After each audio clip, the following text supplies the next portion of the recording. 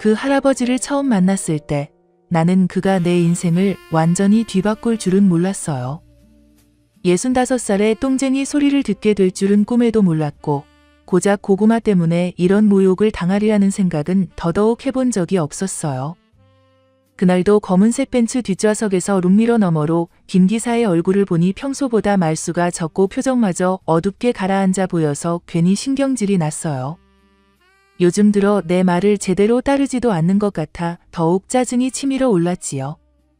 월급도 다른 곳보다 훨씬 많이 주고 있고 가족이야 해봐야 멀리 사는 조카 하나뿐인 남자가 돈 쓸 구석도 별로 없을 텐데 혹시 도박이라도 손댄 게 아닌가 하는 의심까지 들었어요. 예전 같지 않은 태도에 불만이 차오르던 차에 결국 나는 가족들과 따로 약속이 없다면 내 운전이나 제대로 하라며 바다나 보러 가고 싶다고 명령조로 말해버렸어요. 김 기사가 어느 바다로 모실지를 조심스럽게 묻자 나는 사람이 많지 않은 곳이면 아무데나 상관없다고 퉁명스럽게 대답하며 한숨을 길게 내쉬었어요. 사실 바다가 그리워서라기보다는 이 답답한 집과 도심을 벗어나고 싶다는 마음이 더 컸지요. 은퇴 후 몇 년이 지나면서 설명하기 힘든 공허함이 자꾸 찾아와 밤마다 쉽게 잠들지 못했고 돈도 넉넉하고 건강도 큰 탈은 없는데도 어째서 이렇게 마음이 메말라 가는지 알 수 없어 더욱 괴로웠어요. 차는 점점 도심을 벗어나 해안도로로 향했고 창밖에 서서히 드러나는 푸른 바다를 바라보자 그제야 가슴속이 조금 뻥 뚫리는 듯한 기분이 들었어요. 65년이라는 긴 세월 동안 늘 쉴 새 없이 바쁘게 살아오며 대기업을 세우고 키워내느라 개인적인 감정이나 여유로운 시간은 사치라 여겨왔는데 정작 진심으로 마음을 터놓고 지낼 수 있는 사람은 단 한 명도 없었어요. 게다가 내가 사는 동네는 서울 한복판 신축 아파트 단지라 젊은 직장인이나 맞벌이 부부들로만 북적였고 내 또래를 찾는 건 그야말로 하늘의 별 따기였어요. 가끔 경로당이라도 가볼까 싶어도 드문드문 보이는 건 허름한 차림의 할머니들 뿐이었지요. 늘 백화점 VIP 라운지에서 차를 마시던 내가 그런 곳에 앉아 시시껄렁한 잡담을 나눌 수 있겠냐 싶어 생각만 해도 끔찍했어요. 그렇게 이런저런 생각에 잠겨 있는 사이 차는 어느새 작은 해안 마을에 닿아 있었어요. 마을에 도착했을 때 나는 차에서 내려 짭짤한 바닷바람을 마주하며 천천히 걸음을 옮겼어요. 파도 소리가 귓가에 출렁이며 맴돌고 갈매기들이 자유롭게 날아오르는 모습을 보자 문득 저들은 참 자유롭구나 싶어 부럽기까지 했어요. 그 순간 코끝에 스며든 달콤하고 고소한 냄새가 있었는데 바로 고구마 굽는 냄새였어요. 길모퉁이에서 작은 리어카를 끄는 한 할아버지가 눈에 들어왔지요. 나는 차갑게 그 모양새를 훑어보며 거짓골이나 다름없다고 생각했어요. 때묻고 해진 작업복에 낡은 모자를 눌러쓴 채 손은 새카맣게 때가 끼어 있어 보기에도 지저분했어요. 그런데 이상하게도 고구마 냄새에 마음이 흔들리며 먹고 싶다는 생각이 들었지요. 그러나 직접 그런 더러운 곳에 다가가 사기는 싫어서 김 기사에게 사오라고 했더니 이 바보 같은 기사가 현금을 안 들고 다닌다면서 카드도 안 된다고 하는 거예요. 순간 화가 치밀어 올라 계좌번호나 받아오라며 소리쳤더니 그 할아버지가 우리 얘기를 들었는지 손사래를 치며 그냥 가라, 안 판다고 하는 거예요. 순간 기가 막혀서 누가 사달라 했냐며 안 먹겠다고 소리치며 자리를 떠났지만 평생 이런 무시를 당해본 적 없는 내가 고작 고구마 장수 할아버지에게 이런 취급을 받다니 자존심이 상해 도무지 참을 수 없었어요. 차로 돌아가는 길에 곱씹을수록 분이 차올라 내가 돈 많은 할머니라서 무시하는 건가? 아니면 정말 장사를 하기 싫은 건가 하는 생각까지 들며 기분이 더 나빠졌어요. 결국 김 기사에게 은행 ATM에 가서 현금을 찾아오라고 명령했는데 그 거지 같은 할아버지에게 복수를 해주겠다는 마음이 불끈 솟아올랐던 거예요. 현금을 챙기고 돌아와 그 할아버지 근처에 차를 세운 뒤 이번엔 내가 직접 내려 똑바로 걸어가 가까이 다가갔어요. 그러자 할아버지가 나를 위아래로 훑어보며 뜬금없이 몸매는 좋구먼. 그런데 이 지역 사람은 아닌 것 같은데 그냥 바다나 구경하고 가시오 하는 거예요. 어이가 없어 말문이 막혔고 나는 목청을 높여 내가 지역 사람이건 말건 당신이 뭔데 가라 마라 하냐고 소리쳤어요. 꼴의 남자라면 여자 몸매 좋은 건 눈깔만 있으면 다 알겠지 하고 맞받아치자 그 순간 서로 언성이 높아지며 싸움이 시작됐어요. 김 기사가 황급히 차에서 뛰어나와 나를 말리려 했지만 나는 이미 분노가 머리끝까지 차올라 그 낡은 고구마 통을 발로 거칠게 차버렸어요. 통은 주인 닮아 힘없이 쓰러지며 고구마들이 사방으로 굴러다니는 바람에 순식간에 난장판이 되어버렸지요. 속에서 치밀어 오르는 짜증에 씩씩거리며 서 있는데 김 기사가 제발 참으라고 다독였지만 그 할아버지는 바닥에 굴러다니는 고구마를 하나하나 주우며 냅둬라. 늙은 할망구가 노망난 건지 어디까지 하나 보자 하고 비아냥대며 비비꼬기 시작했어요. 더는 참을 수가 없어 나는 목소리를 더욱 높이며 돈 있는 여자 앞에서 자존심 세워보려고 태연한 척하는 거냐고 따졌어요. 그러자 그 할아버지는 더 이상 대꾸할 가치도 없다는 듯 주섬주섬 고구마를 담더니 리어카를 끌고 다른 쪽으로 가버렸지요. 그러자 김 기사가 조심스럽게 자기가 가서 물어드려야 하느냐고 묻기에 나는 화가 치밀어 100만 원 던져주라고 소리쳤어요. 하지만 김 기사는 한 번에 100만 원은 ATM에서 못 찾는다며 계좌번호를 받아오겠다고 하고는 그 할아버지를 따라갔어요. 나는 그 자리에 우두커니 서서 가슴이 두근거리고 손이 떨렸어요. 이런 굴욕을 당한 게 너무 억울해서 금세라도 눈물이 터져 나올 것 같았어요. 김 기사가 돌아와서는 고개를 천천히 가로저으며 미안하다는 기색을 지었는데 그 할아버지가 계좌번호 같은 건 필요 없다면서 돈 있으면 뭐하냐. 인성이 그 모양인데라고 했다는 말을 전하는 순간 내 관자놀이에서 핏줄이 퍽퍽 뛰고 시야가 하얗게 번쩍이면서 마치 눈앞이 터져나갈 듯 울렁였어요.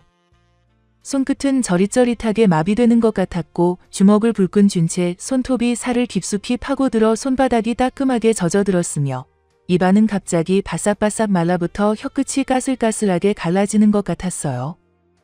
김 기사가 조심스럽게 그냥 집으로 돌아가자고 낮게 말했지만 목 뒤 근육이 당기며 고개가 저절로 격렬하게 좌우로 흔들렸고 내가 이런 모욕을 당하고 그냥 갈 수는 없어요. 근처에서 자고 내일 아침 눈 뜨자마자 그 영감탱이한테 복수할 거니까 어서 묵을 곳을 찾아봐요. 라고 이를 악물고 소리쳤어요. 김 기사는 눈썹을 깊게 찌푸리며 걱정스러운 눈길로 사방을 훑었는데 이 조그만 어촌 마을에는 제대로 된 호텔이나 모텔이 없다고 했고 한참을 돌아다니다 겨우 찾은 곳은 해변여관이라는 바랜 간판이 삐딱하게 걸려있는 2층짜리 건물이었어요. 현관문을 밀고 들어서자 코끝을 찌르는 곰팡이 냄새와 썩은 빨래 냄새가 뒤섞인 피피한 공기가 확 몰려왔고 나는 반사적으로 코를 막으며 얼굴을 찡그렸어요.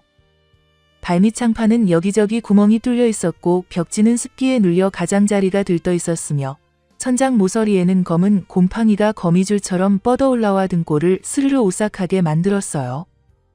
60대쯤 되어 보이는 민박집 주인 할머니가 나타나 어서 오세요 하며 방을 안내했는데 계단을 오를 때마다 삐걱삐걱 울리는 소리가 발 아래로 진동을 보내며 불길한 예감을 심어주었고 방문을 열자 더 짙은 악취가 코를 찔렀어요.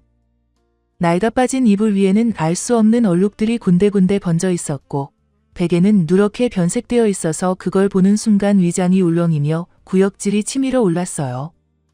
김 기사가 슬며시 눈치를 보며 내일 아침 다시 오는 게 어떻겠냐고 말했지만 나는 턱을 치켜들며 단호하게 여기서 자겠다고 고집을 부렸는데 모든 게 다 그 고구마 장수 할아버지 때문이라는 생각이 가슴을 달구듯 불길처럼 번져서 도저히 물러설 수가 없었어요. 그런데 갑자기 김 기사 휴대폰이 요란스럽게 울리더니 전화를 받고는 얼굴빛이 순식간에 새파래지면서 친구 아버지가 돌아가셔서 급히 서울로 올라가야 한다는 말을 꺼냈고 내일 아침 일찍 돌아오겠다고 고개 숙여 사과한 뒤 성큼성큼 떠나버리는 바람에 나는 이 낡고 허름한 민박집에 홀로 남게 되었어요.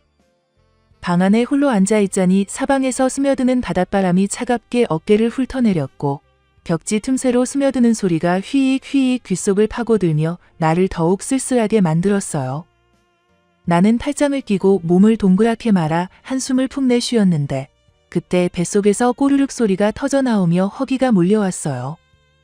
민박집 주인에게 주변에 식당이 있냐고 물으니 주름진 얼굴을 잔뜩 찌푸리며 미안하다는 기색으로 이 작은 마을엔 그런 게 없다고 했고 그러다 갑자기 얼굴이 밝아지며 자기가 저녁에 해놓은 제육볶음이 있으니 먹고 가라 했어요. 나는 손을 내저으며 정중하게 됐다고 했는데 그 할머니가 돈 안 받을 테니 걱정 말아요. 오랜만에 서울 손님 받아서 기분 좋아요라며 억지로 상을 차려주었어요. 마지못해 상 앞에 앉아 낡은 알루미늄 그릇에 담긴 제육볶음이 눈에 들어왔는데 벌겋게 뜬 고춧가루 기름이 둥둥 떠 있었고 돼지고기는 질기게 찢어진 채 양파와 뒤섞여 있어서 보는 순간부터 식욕이 싸늘하게 식어버렸어요. 그래도 젓가락으로 한 점 집어 입에 넣자 짠맛이 혀 위에 확 퍼지며 감각이 마비되는 듯했고 고춧가루가 목구멍을 타고 내려가며 목 안쪽을 뜨겁게 핥히듯 얼얼하게 만들었어요.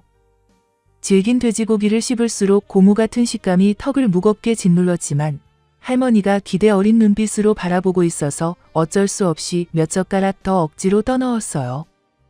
결국 밥을 다 먹고 방으로 돌아와 이불을 덮고 누웠는데 1시간이 채 지나기도 전에 뱃속 깊은 곳에서 꿈틀꿈틀 요동치는 기운이 느껴지기 시작했고 처음엔 소화가 안 되는가 했지만 점점 통증이 심해지며 배 전체가 꽈배기처럼 비틀리는 듯했어요.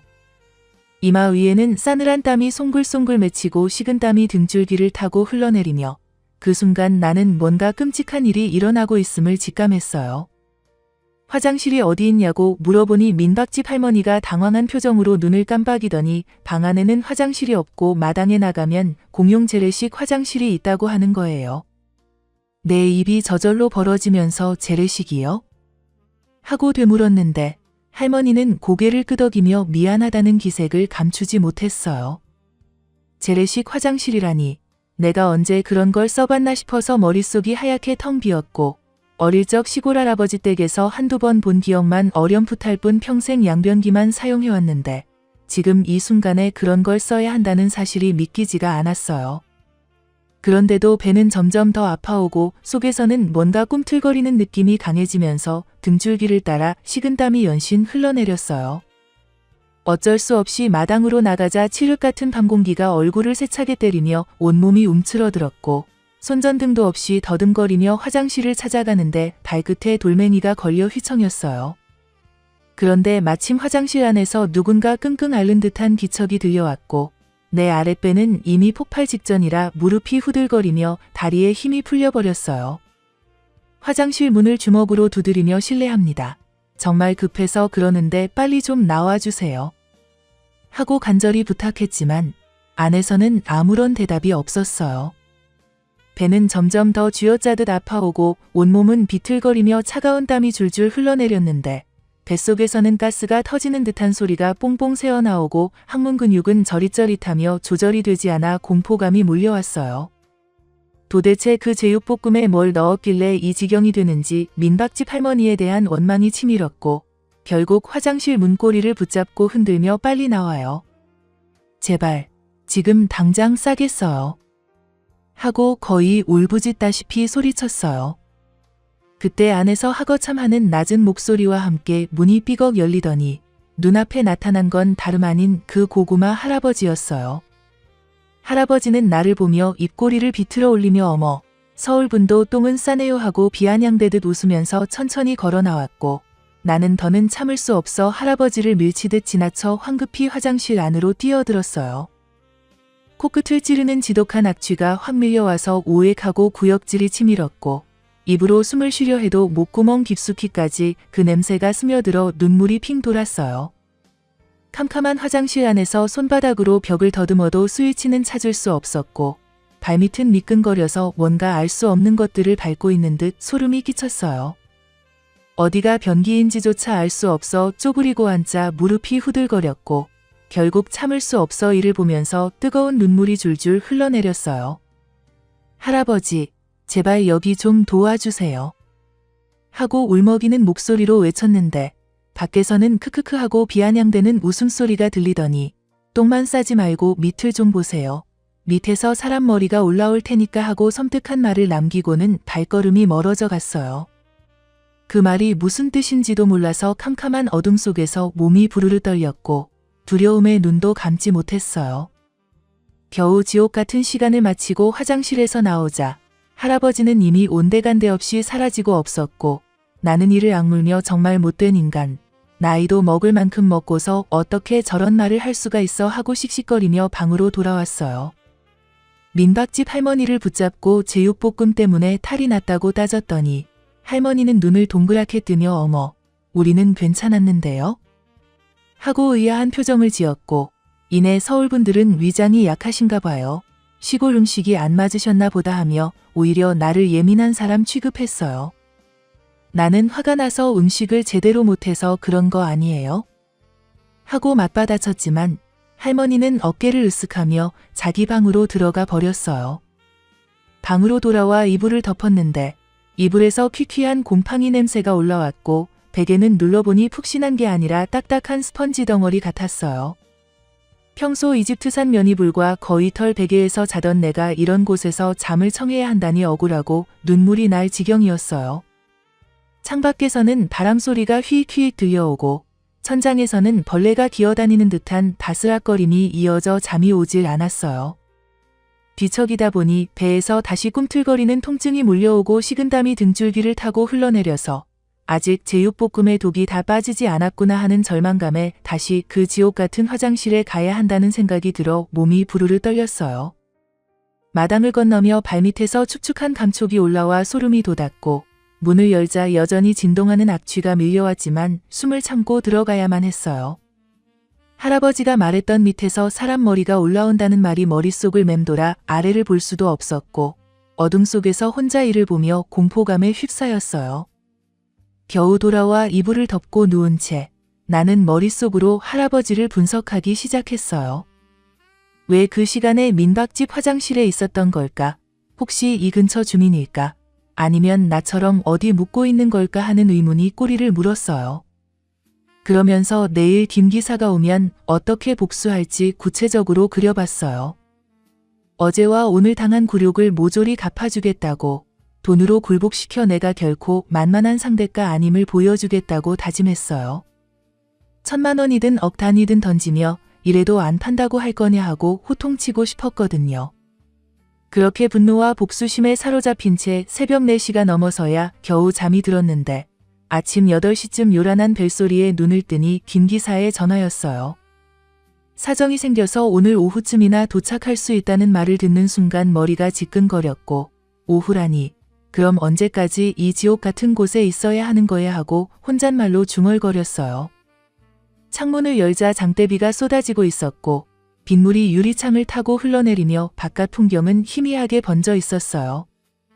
차가운 공기가 들이치며 몸을 움츠리게 했고 그 순간 따뜻한 커피 한 잔이 간절히 생각났어요. 입안은 텁텁하고 목은 칼칼해서 무엇이든 따뜻한 걸 마시고 싶었거든요.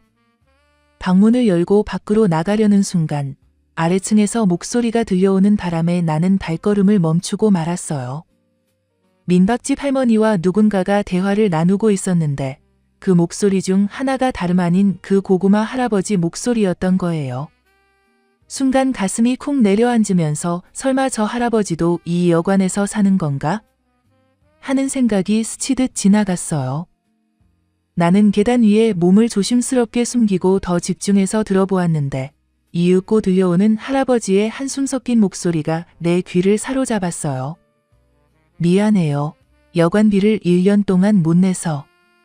내가 곧 돈을 마련해서 드릴게요. 그 말을 듣는 순간 내 눈이 휘둥그레지고 입이 저절로 해벌쭉 벌어졌는데 1년 동안 돈을 못 냈다고? 그렇다면 지금껏 정말 공짜로 살고 있었다는 얘기잖아요. 그런데도 민박집 할머니는 마치 타이르듯이 다정하게 무슨 소리야. 돈은 필요 없어. 네가 여기 있어주는 것만으로도 고마운데 뭘 하고 대답하는 게 아니겠어요. 이어서 그냥 계속 여기 살아. 혼자 있으면 얼마나 외로운데라는 말까지 흘러나오자 내 머릿속은 순간 하얗게 비어버리고 말았어요. 저 거지가 여기서 공짜로 살고 있었다니? 나는 돈을 내고 이 더럽고 불편한 방에서 자고 있는데 저 할아버지는 무려 1년 동안 무료로 머물고 있었다는 사실이 도저히 믿기지 않았어요. 내 손은 부들부들 떨리며 주먹을 꽉 움켜쥐었고 손톱이 손바닥을 파고들어도 감각조차 느껴지지 않을 만큼 화가 치밀어 오르고 있었어요. 더욱 놀라운 건 그 두 사람이 단순한 손님과 주인의 관계가 아니라는 사실을 직감해버린 순간이었어요. 민박집 할머니의 목소리에는 애정이 담겨 있었고 할아버지를 대하는 태도 역시 그냥 손님을 대하는 게 아니라 특별한 감정이 묻어 있었거든요. 이게 대체 무슨 일이야? 나보다 훨씬 나이 많은 사람들이 연애를 하고 있다고? 하는 황망한 생각이 들면서 심장이 다시 요동쳤어요. 나는 문틈에 귀를 더 바짝 대고 싶어져서 조심스럽게 계단을 한두 칸 내려갔어요. 발끝으로 살짝 디딜 때마다 삐걱거릴까 봐 온몸에 힘을 주며 움직였는데 심장은 두근두근 뛰어 가슴이 터져 나올 것만 같았어요. 도대체 할아버지가 어떻게 이곳에 살게 된 건지, 또 둘 사이가 언제부터 그런 관계가 된 건지 궁금해서 미칠 지경이었어요. 혹시 할아버지에게 가엾은 사연이 있는 건 아닐까? 아니면 정말 아무것도 없는 거지인데 민박집 할머니가 동정심으로 걷어주는 건 아닐까? 온갖 생각이 머릿속을 정신없이 떠돌아다니고 있었어요. 처음엔 저 염치도 없는 거지가 공짜로 얹혀 살고 있다니 하는 분노가 치밀었는데 시간이 갈수록 이상하게도 호기심이 고개를 들기 시작했어요. 도대체 저 할아버지가 뭐길래 민박집 할머니가 그토록 아끼고 챙겨주는 건지 그 이유가 몹시도 알고 싶었거든요. 그러던 중에 문득 마음속 깊은 데서 설명하기 힘든 묘한 감정이 차올랐는데 혹시 이게 질투라는 건가 싶어서 스스로도 아연해졌어요. 왜 저런 거지 같은 할아버지한테는 그렇게 따뜻하고 친절하게 대하면서 돈 많고 교양 있는 나한테는 그저 그런 태도밖에 보이지 않는 걸까 하는 생각이 들자 내 가슴 한구석이 얼어붙는 듯 서늘해졌어요.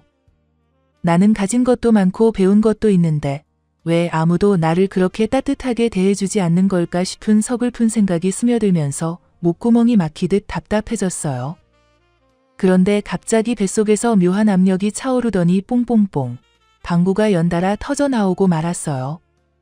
어제 먹은 제육볶음의 후유증이 아직 남아있는 게 틀림없다고 느껴져서 나는 황급히 몸을 움츠렸는데 소리가 하도 커서인지 1층에서 대화를 나누던 두 사람이 순식간에 조용해지더니 곧 위쪽을 살피는 기척이 느껴지는 거예요.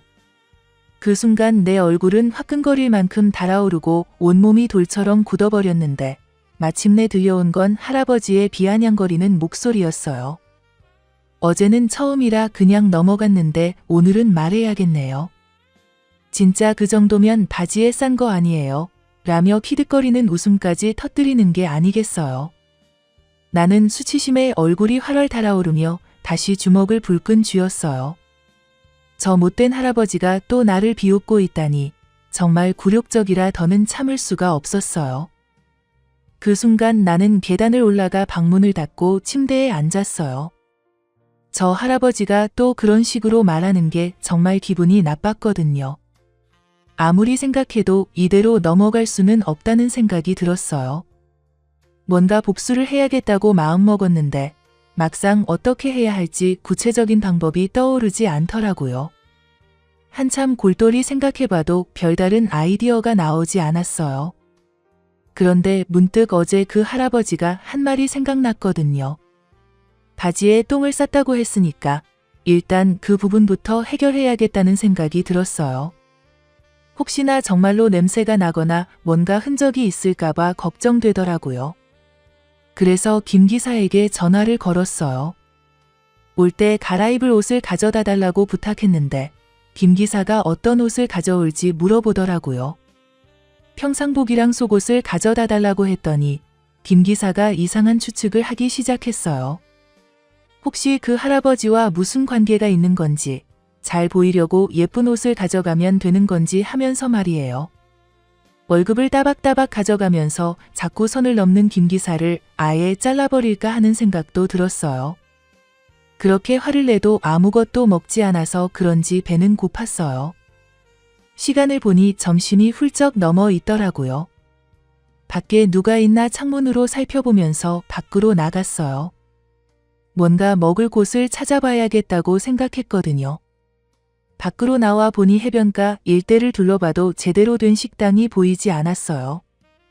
아무래도 성수기가 아니라서 문을 닫은 곳들이 많은 것 같더라고요.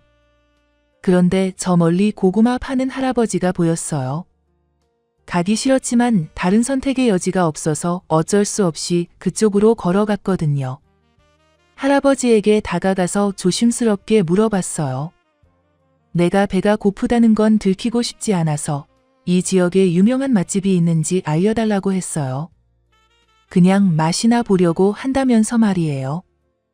그런데 할아버지가 걸어서는 갈 수 없다고 하더라고요.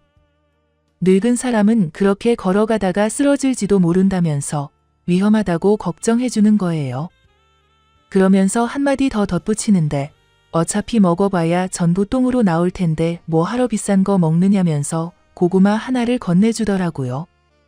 나는 화가 나서 고구마는 똥으로 안 가고 머리로 가냐고 씩씩거리면서 말했지만 워낙 배가 고파서 마지못해 받을 수밖에 없었어요. 한 입 먹어봤는데 생각보다 정말 맛있었거든요. 하지만 그런 기색은 절대 내비치지 않으려고 애썼어요. 그걸 보고 있던 할아버지가 또 한마디 하는 거예요. 목이 막힐지도 모르니까 적당히 먹어야 한다면서 걱정해주는 말투였어요. 순간 마음이 살짝 이상해졌어요.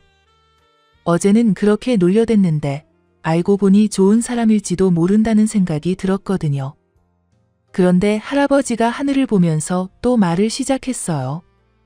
제육볶음에 그 정도였는데 고구마까지 먹으면 정말 걱정된다면서 그 냄새를 맡고 저승갈바에는 그냥 길바닥에서 얼어 죽는 게 낫겠다고 하면서 껄껄 웃어대는 거예요. 그 순간 나는 참고 있던 화가 터져 나왔어요. 야, 너는 똥 안 싸고 사냐면서 소리를 질렀거든요.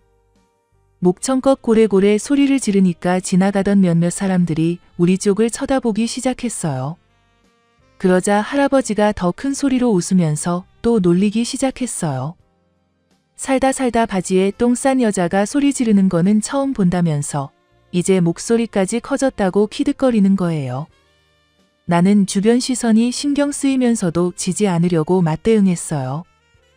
내가 언제 똥을 쌌냐고, 방구만 낀 거라고 목소리를 높였거든요. 할아버지는 그런 내 모습이 더 우스러운지 배를 잡고 웃으면서 그래 방구라고 하자면서 손을 흔들어댔어요. 그런데 바로 그 순간 뒤에서 가방을 맨 여자아이가 나타나더니 물어보는 거예요. 할머니가 바지에 똥을 쌌느냐고 말이에요. 나는 너무 당황했어요. 하다 애한테까지 이런 소리를 들어야 하나 싶었거든요. 이러다가 동네에 전부 소문이 나겠다는 생각이 들어서 빨리 그 자리를 떠나버려야겠다고 생각했어요. 아무 말도 못하고 그냥 도망치듯 걸어갔거든요. 할아버지는 뒤에서 아직도 키득거리고 있었고 그 소리가 등 뒤에서 따라오는 것 같아서 더 빨리 걸었어요. 한참을 걸어가다 보니 배가 너무 고팠어요.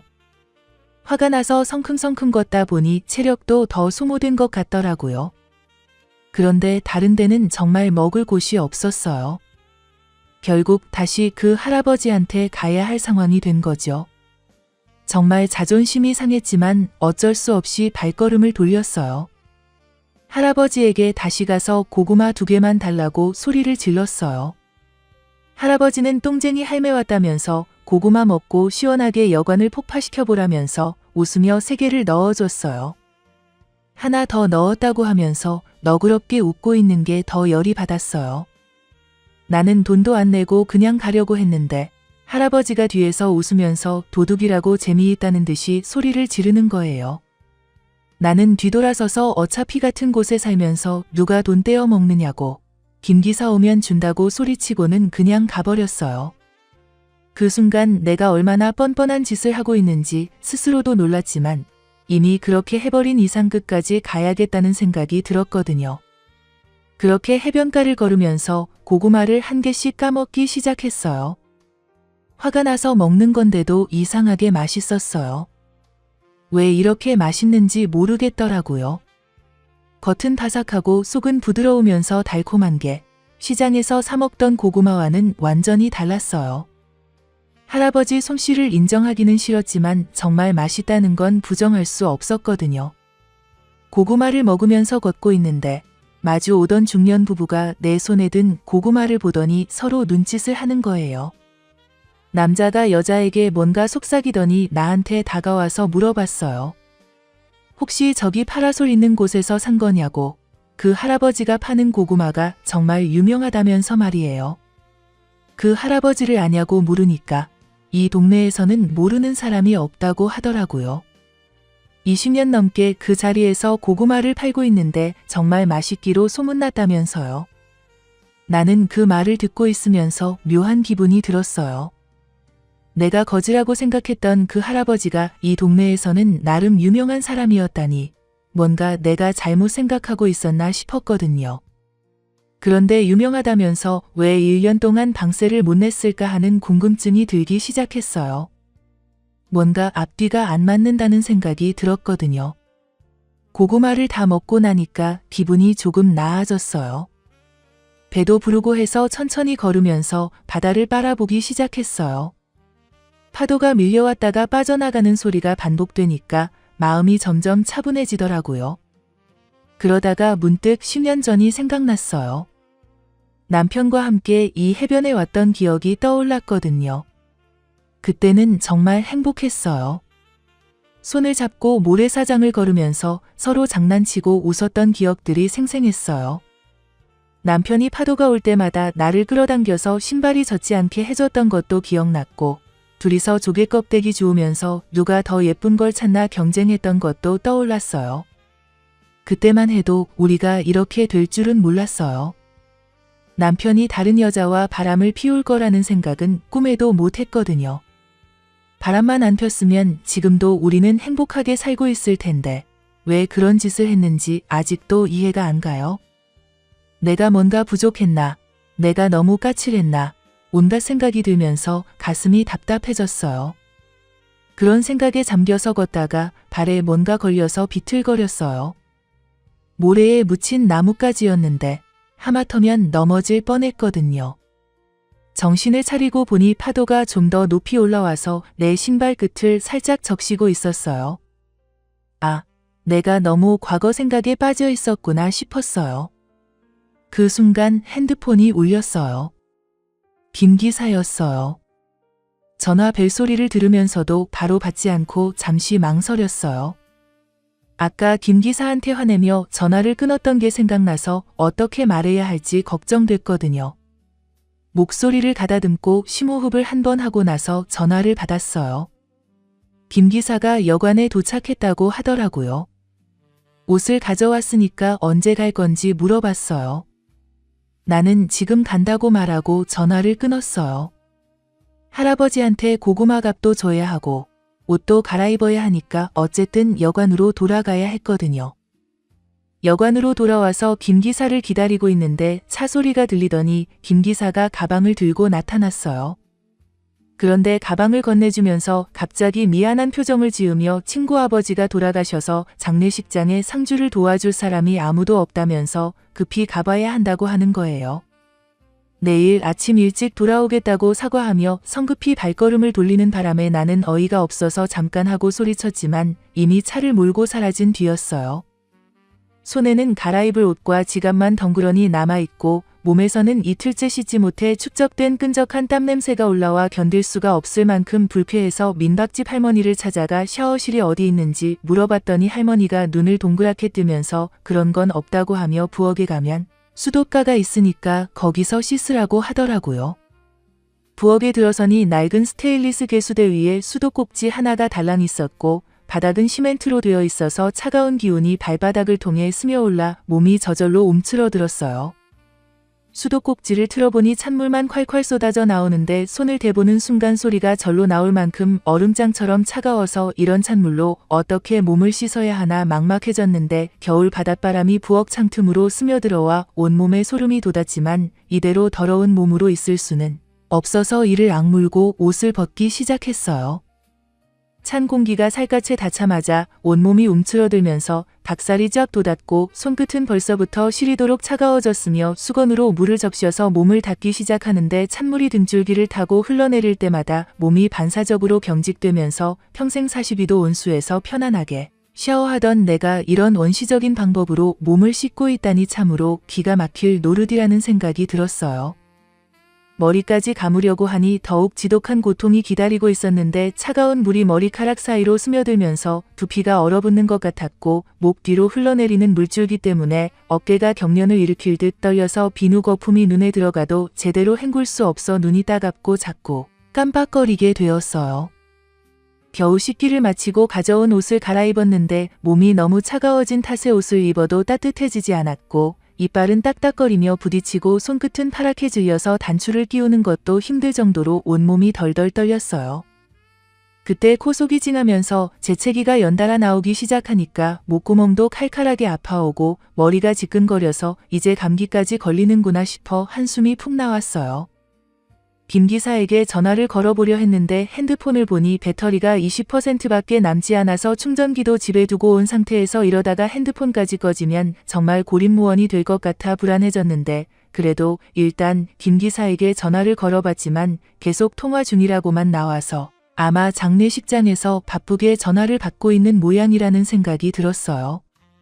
콜택시 앱을 열어봐도 서비스 지역이 아니라는 메시지만 떠올 뿐이었고 다른 택시 앱들을 이것저것 시도해봐도 결과는 마찬가지였으며 버스 시간표를 검색해보니 하루에 3번밖에 운행하지 않는데 다음 버스는 내일 오전 9시라니 이게 말이 되나 싶었어요. 몸은 점점 더 떨리고 목은 아파오는데 의지할 곳이 아무데도 없다는 현실이 서서히 다가오면서 이런 절망적인 상황을 경험해본 적이 없어서 어떻게 해야 할지 갈피를 잡을 수가 없었어요. 몸을 떨면서 민박집 할머니를 찾아가려고 1층으로 내려가서 혹시 감기약이라도 있는지 아니면 따뜻한 차라도 한 잔 얻어 마실 수 있는지 물어보려 했는데 아무리 할머니 계세요 하고 불러봐도 대답이 없었어요. 부엌도 들여다보고 화장실 쪽도 살펴봤지만 할머니는 온데간데 없이 사라져 있었고 혹시 밖에 나간 건가 싶어서 마당까지 나가봤지만 아무도 보이지 않아서 이런 시골 마을에서 할머니가 어디로 간 건지 알 길이 없어 더욱 막막해졌어요. 한참을 기다려도 할머니가 돌아올 기척이 없어서 나는 더 이상 참을 수 없다는 생각이 들었는데 몸이 이렇게 떨리고 목이 아픈 상태로는 밤까지 버티기 어려울 것 같았거든요. 마을에 약국 같은 곳이 있는지 모르겠지만 혹시라도 감기약을 구할 방법이 있는지 물어볼 사람이 필요했는데 이 동네에서 아는 사람이라고는 그 고구마 할아버지밖에 없었어요. 자존심이 상하긴 했지만 어쩔 수 없는 상황이니까 할아버지한테 가서 이 근처에 약국이나 병원이 있는지 물어봐야겠다는 생각이 들었어요. 그런데 밖으로 나가려고 하니 몸이 더욱 심하게 떨렸고 바람이 불 때마다 오한이 몰려와서 이런 상태로 돌아다니다가는 더 큰일이 날 것 같아 걱정되었어요. 갑자기 무서운 생각이 들기 시작했는데 이러다가 정말 죽는 게 아닐까 싶어서 등골이 서늘해졌고 65세의 나이에 감기가 폐렴으로 번져서 혼자 이런 시골에서 쓸쓸하게 죽게 되는 건 아닌지 상상만 해도 끔찍했어요. 하지만 다른 선택의 여지가 없으니까 어쩔 수 없이 문을 열고 밖으로 나가기 시작했어요. 문을 열고 밖으로 나서는 순간 차가운 바닷바람이 얼굴을 때려서 몸이 더욱 움츠러들었는데 걸음을 옮길 때마다 다리가 후들거려서 제대로 서 있기조차 힘들었어요. 몇 걸음 걷지도 않았는데 숨이 가빠지기 시작했고 평소 같으면 아무것도 아닌 거리인데 오늘은 왜 이렇게 멀게 느껴지는지 발걸음이 점점 느려졌어요.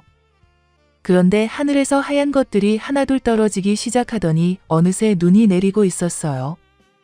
처음엔 가벼운 눈발이었는데 시간이 지날수록 점점 굵어지면서 바람까지 세게 불어와 앞이 제대로 보이지 않기 시작했어요. 고구마 할아버지의 리어카가 어디쯤 있는지 찾아보려고 했지만 눈발이 워낙 거세서 몇 미터 앞도 흐릿하게 보일 뿐이었고 평소 같으면 금방 찾았을 텐데 지금은 어디로 가야 할지 방향 감각마저 사라져버렸어요. 핸드폰을 꺼내려고 했지만 아까 20%였던 배터리가 이제 완전히 꺼져 있어서 화면조차 켜지지 않았거든요. 눈은 점점 더 많이 내렸고 바람은 더욱 매서워져서 온몸을 휘감으며 체온을 빼앗아갔는데 이제 정말 길을 잃어버린 게 아닌가 하는 불안감이 몰려왔어요. 똑같은 길을 계속 맴돌고 있는 것 같았고 아무리 걸어도 고구마 할아버지는 보이지 않았으며 설상가상으로 발밑이 미끄러워져서 넘어질 뻔한 적이 여러 번 있었어요. 이러다가 정말 얼어 죽는 건 아닌지 무서운 생각이 들면서 왜 이런 무모한 일을 했나 후회가 밀려왔지만 이미 돌아갈 길도 찾을 수 없는 상황이었어요.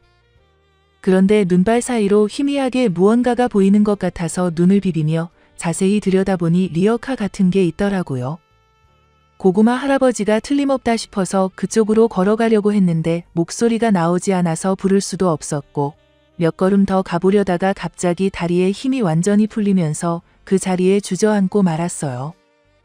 일어나려고 해도 온몸의 기운이 하나도 없어서 꼼짝할 수가 없었는데 이때 할아버지가 나를 발견하고 뛰어오면서 이 할매 왜 이래 하며 당황하는 목소리가 들렸어요. 할아버지의 얼굴이 가까워지면서 평소에 보던 비아냥거리는 표정이 아니라 진짜 걱정스러운 모습으로 변해 있는 게 보였는데 그 순간 의식이 흐려지기 시작했어요. 할아버지가 뭔가 말을 하고 있는 것 같았지만 무슨 말인지 제대로 들리지 않았고 눈앞이 점점 어두워지면서 정신을 잃어버리고 말았어요. 그런데 어느 순간부터 뭔가 따뜻한 감촉이 느껴지기 시작했는데 누군가의 등에 엎여서 이동하고 있다는 걸 어렴풋이 알 수 있었어요. 할아버지의 등이었는데 생각보다 넓고 든든했으며 고구마 냄새와 담배 냄새가 섞인 특이한 냄새가 코끝에 스며들어 왔어요. 할아버지가 중간중간 버텨라 거의 다 왔어 하고 중얼거리는 소리가 들렸는데 숨이 가쁜 것 같으면서도 나를 떨어뜨리지 않으려고 조심스럽게 걸어가고 있다는 게 느껴졌어요. 이어서 민박집 할머니가 어머 무슨 일이야 하고 놀라는 목소리가 들렸고 할아버지가 뭔가 급하게 설명하는 소리와 함께 할머니가 어서 방으로 데려가자면서 바쁘게 움직이는 기척이 느껴졌어요. 누군가 나에게 이불을 덮어주고 뜨거운 물을 가져다 주면서 조심스럽게 돌봐주는 소리들이 들렸는데 그 따뜻함 속에서 점점 깊은 잠에 빠져들었어요. 그런데 꿈속에서는 정말 이상한 일이 벌어지고 있었어요. 바닷가 석양이 아름답게 펼쳐진 풍경 속에서 어떤 멋진 할아버지가 나타났는데 고구마 할아버지와는 전혀 다른 모습의 잘생기고 우아한 남자였어요. 그 할아버지가 갑자기 무릎을 꿇더니 반지를 꺼내서 나에게 프로포즈를 하기 시작하는 거예요. 그런데 그 반지가 하필 고구마 모양이어서 꿈이라서 그런가 정말 황당하다는 생각이 들었는데 더 놀라운 건 그 할아버지가 나에게 키스하려고 얼굴을 가까이 대는 순간 얼굴이 고구마 할아버지로 변해버리는 거였어요. 화들짝 놀라서 잠에서 깨어나니 정말로 고구마 할아버지가 내 앞에 앉아 있었어요. 할아버지는 나를 보면서 정신이 드냐고 물어봤는데 목소리가 평소보다 부드러웠고 얼굴에도 걱정스러운 기색이 역력했어요. 나는 꿈과 현실이 섞여서 혼란스러웠지만 일단 살아있다는 안도감이 먼저 들었고 할아버지가 나를 구해준 것 같다는 생각에 고마우면서도 민망한 기분이 들었어요. 할아버지가 정신이 드냐고 물어보는 소리에 나는 천천히 고개를 끄덕이며 눈을 또렷하게 떠보니 할아버지 옷소매가 눈에 젖어서 물방울이 맺혀 있었고 평소보다 얼굴빛이 창백해 보였어요. 도와주셔서 정말 감사하고 고맙다고 말하니까 할아버지는 손등으로 코 밑을 한번 훔치며 별거 아니었다면서 마음에 두지 말라고 하는데 목소리가 평소보다 쉬어 있더라고요. 나는 살해를 하고 싶다고 말하면서 지갑을 찾으려고 손을 더듬거렸는데 할아버지가 고개를 저으며 됐다고 하더라고요. 그런 거 받으려고 도와준 게 아니니까 몸조리나 잘하라며 무릎을 짚고 일어서려는데 나도 모르게 할아버지 바지 끝자락을 움켜쥐면서 옆에 더 있어달라고 말이 나와버렸어요. 할아버지는 반쯤 일어선 자세 그대로 멈춰서서 나를 내려다보았고 방 안에는 시계 초침 소리만 째깍째깍 들렸어요. 할아버지가 다시 바닥에 앉으면서 내 손을 잡았는데 손바닥이 거칠거칠하면서도 따뜻했고 이런 말해도 될지 모르겠지만 지금 나가봐야 한다고 조심스럽게 말하더라고요. 손녀 학원비를 벌어야 한다면서 미안하다는 표정을 짓는데 아들 부부가 이혼하면서 서로 키우기 싫다고 해서 자신한테 맡겨둔 아이라고 했어요. 벌써 2년째 자신이 키우고 있는데 아이가 똑똑해서 학원에 보내주고 싶어도 돈이 부족하다면서 한숨을 쉬었어요. 그러면서 기회가 되면 같이 식사나 한번 하자고 말하고는 내 손을 놓고 일어나서 문을 열고 나갔는데 복도로 나가는 발걸음 소리가 점점 멀어지다가 현관문이 삐걱 열리고 닫히는 소리가 들렸어요. 나는 창가로 기어가서 창문을 열어보니 할아버지가 리어카를 끌고 눈 쌓인 길을 천천히 걸어가고 있었는데 뒷모습이 평소보다 더 구부정해 보였어요. 문득 내 손에서 할아버지 손의 온기가 아직 남아있는 것 같아서 손바닥을 계속 들여다보고 있었는데 왜 그런지 모르겠지만 코끝이 시큰해지면서 눈가가 촉촉해졌어요. 평생 이런 감정을 느껴본 적이 없어서 당황스러웠는데 그때 주인 할머니가 방문을 두드리며 일어났냐고 물어보더라고요. 할머니가 들어오면서 호박죽을 끓여놓았으니 조금이라도 먹어보라며 김이 모락모락 나는 그릇을 가져다 주었는데 나는 숟가락으로 죽을 떠먹으면서 슬쩍 할아버지 손녀 이야기를 더 물어봤어요.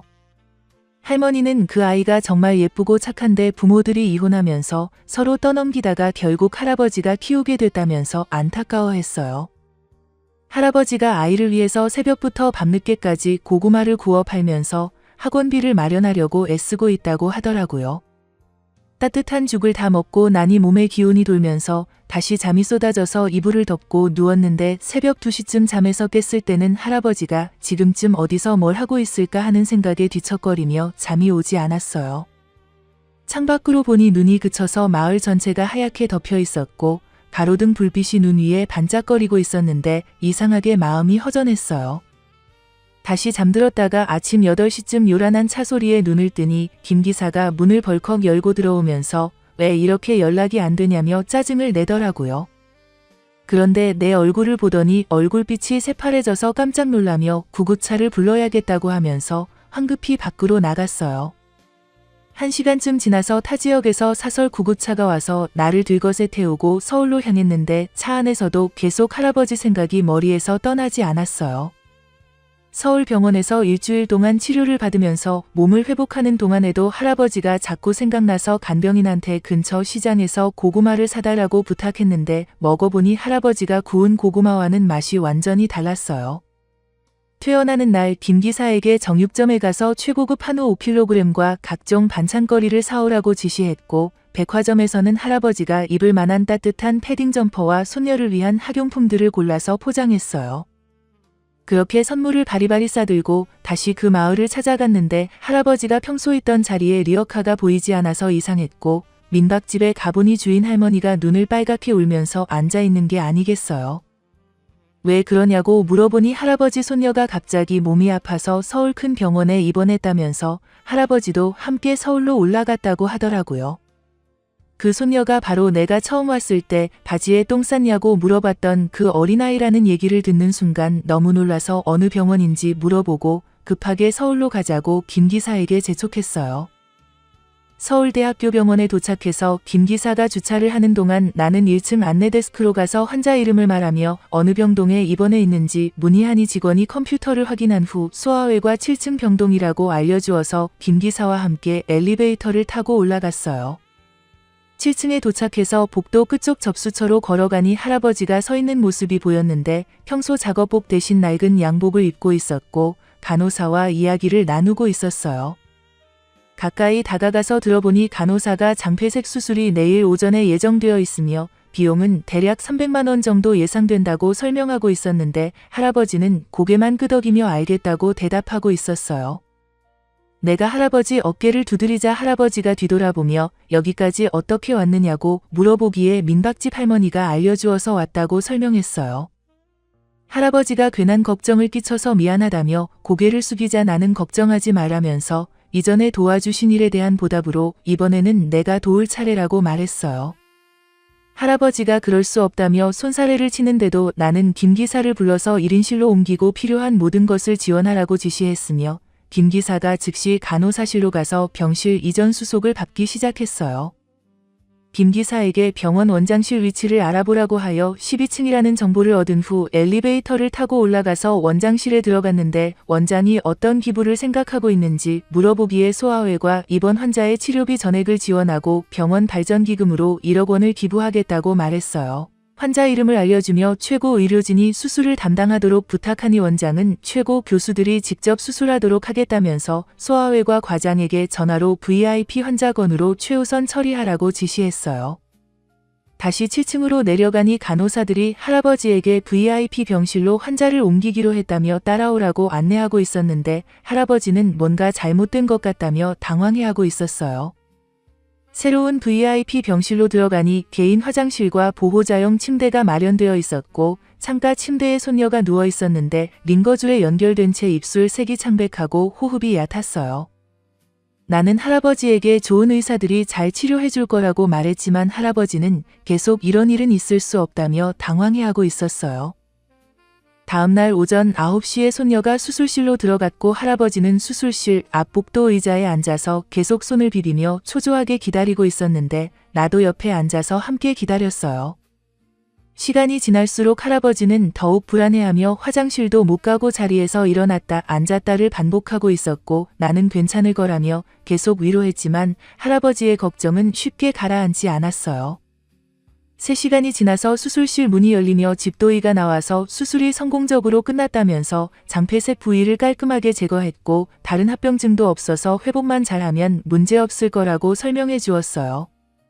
할아버지는 그 말을 듣는 순간 다리에 힘이 풀리며 그 자리에 주저앉으면서 정말 감사하다면서 눈물을 흘리기 시작했는데 그동안 얼마나 걱정했는지 온몸이 떨리고 있었어요. 나는 할아버지를 부축해서 일으켜 세우며 이제 걱정 끝났다고 위로했고 할아버지는 내 손을 꽉 잡으면서 고맙다는 말을 계속 반복하고 있었어요. 손녀가 회복실에서 2시간 정도 있다가 다시 병동으로 돌아왔는데 아직 마취가 완전히 깨지 않아서 잠들어 있는 상태였지만 얼굴빛이 수술 전보다 훨씬 좋아 보였어요.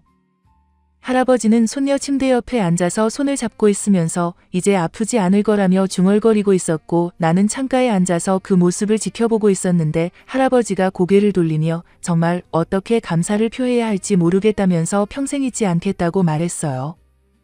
나는 괜찮다면서 아이가 빨리 회복하는 게 가장 중요하다고 대답했고 할아버지와 이런저런 이야기를 나누며 손녀가 깨어나기를 기다렸어요.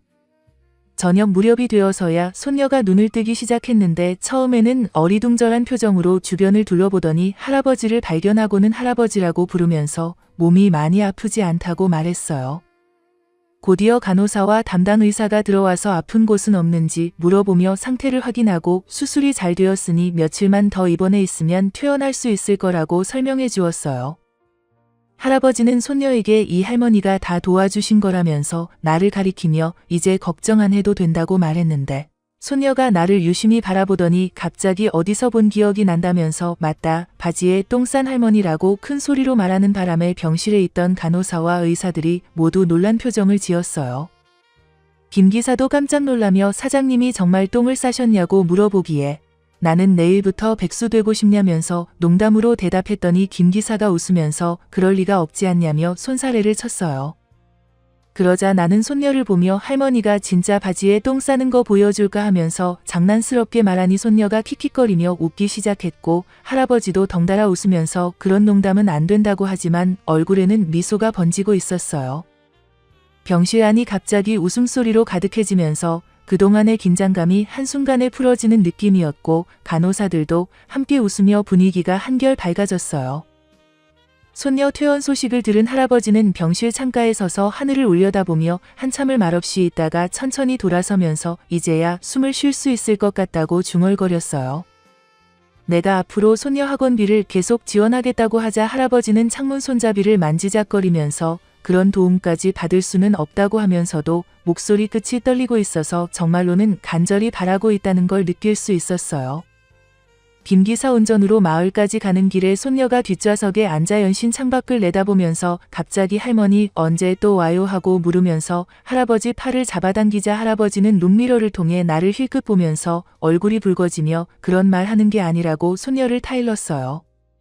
차 안에 흐르는 어색한 침묵 속에서 나는 창밖 풍경을 보는 척하면서도 할아버지가 무릎 위에 올려둔 손을 자꾸 주무르고 있는 모습을 곁눈질로 지켜보았어요.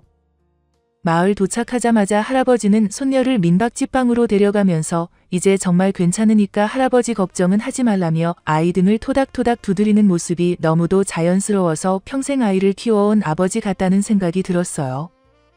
곧이어 할아버지가 고구마 장사를 다시 시작해야겠다고 하면서 리어카를 끌어내려는데 손녀를 혼자 두기가 걱정된다고 하자 내가 오늘 하루는 함께 있어주겠다고 제안했더니 할아버지는 귀 뒤를 극적이며 그럴 필요 없다고 사양하면서도 입꼬리가 살짝 올라가는 게 보였어요.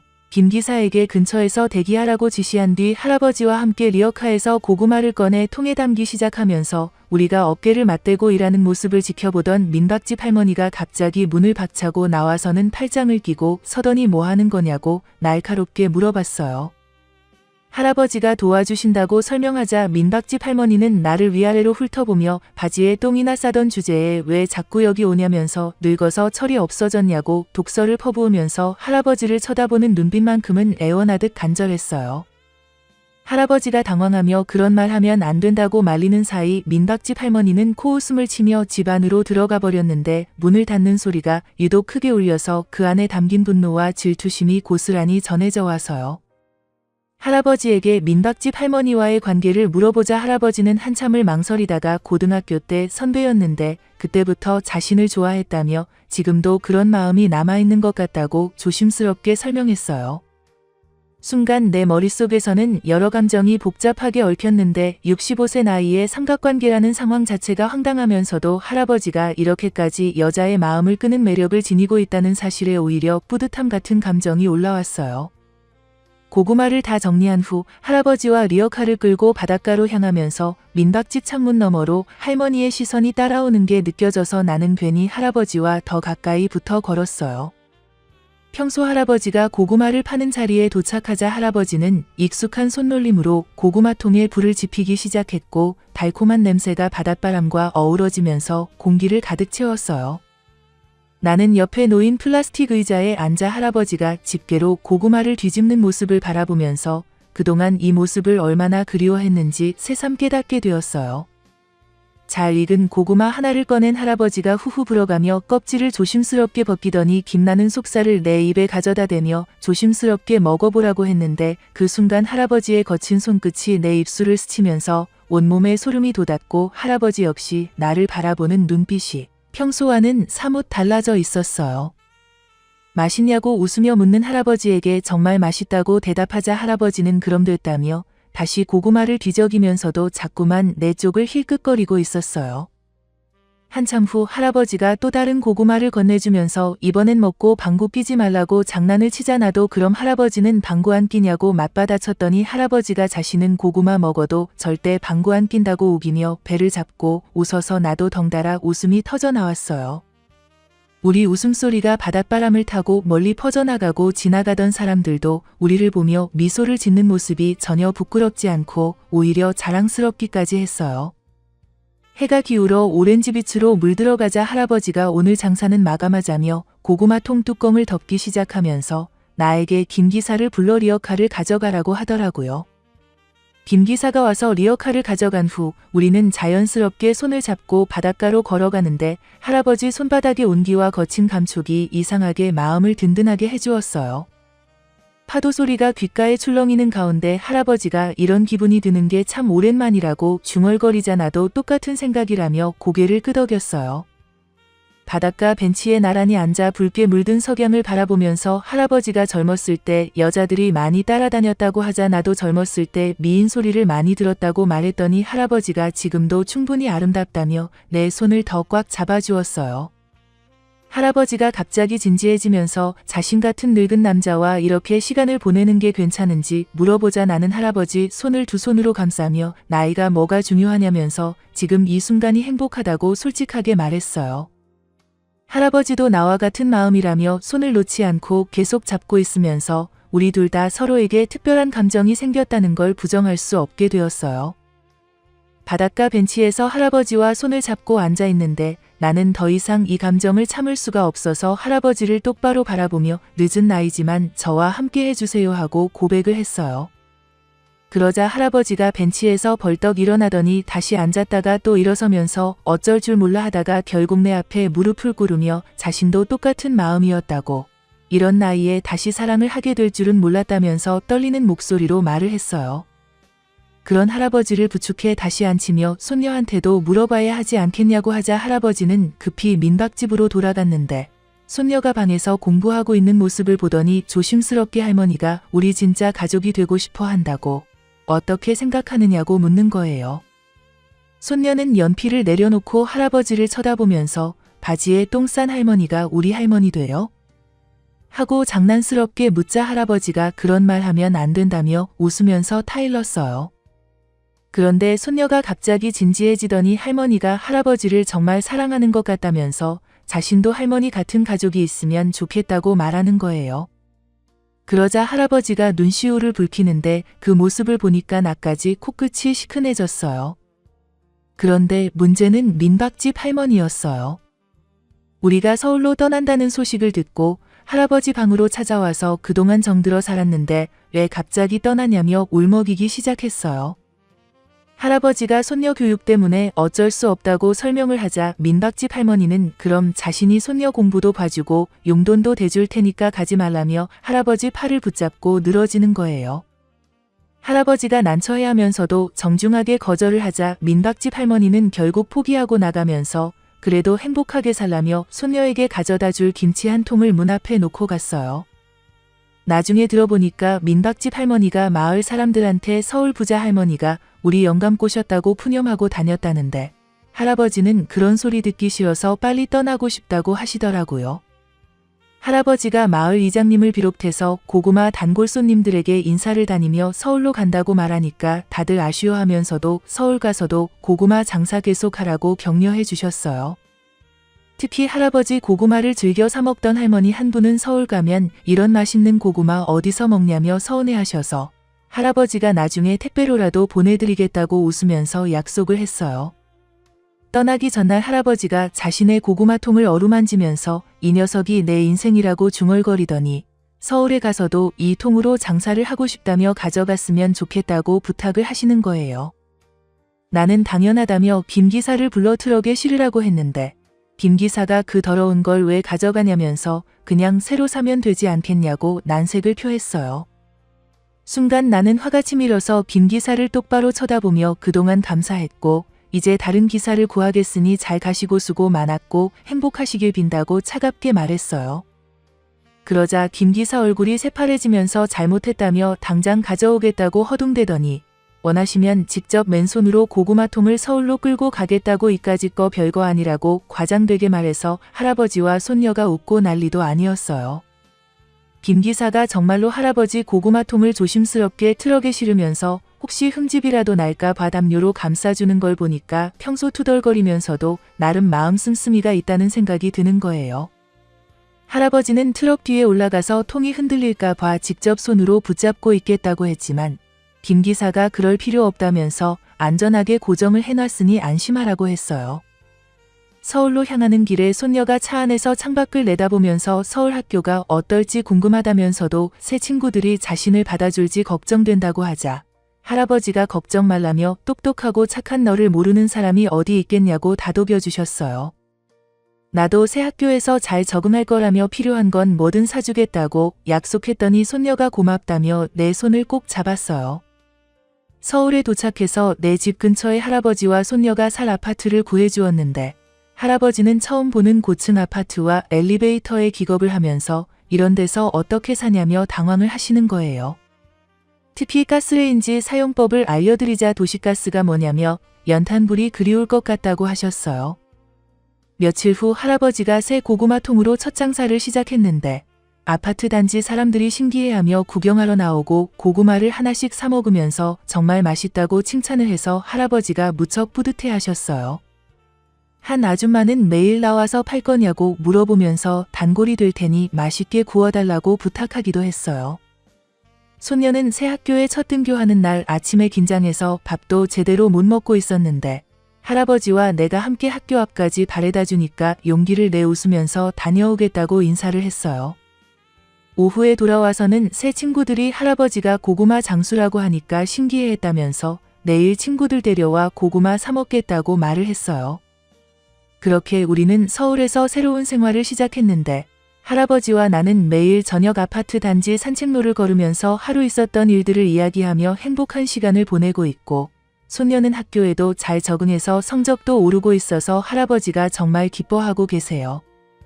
늦은 나이에 만나 서로의 빈자리를 채워주게 된 우리 사랑은 이제야 제자리를 찾은 것 같고 손녀까지 함께 웃어주는 걸 보니 더는 바랄 게 없는 인생이구나 싶은 거예요.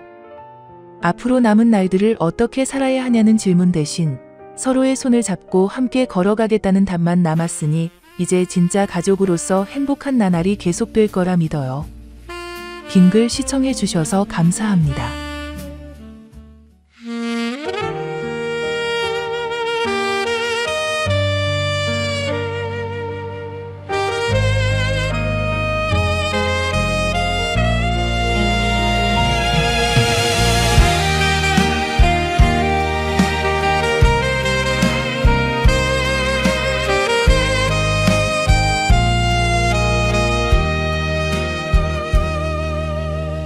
긴 세월 고개 숙여 걱정하며 살았지만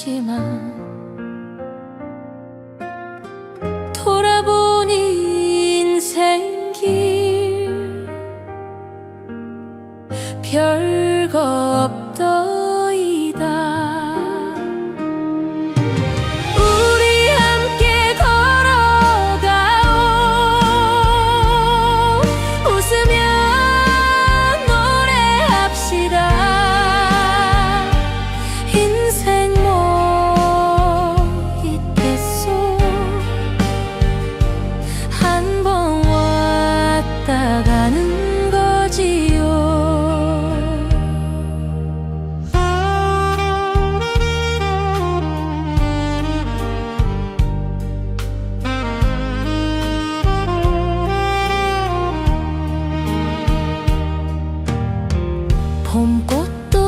지고 나면 가을빛이 더 곱듯이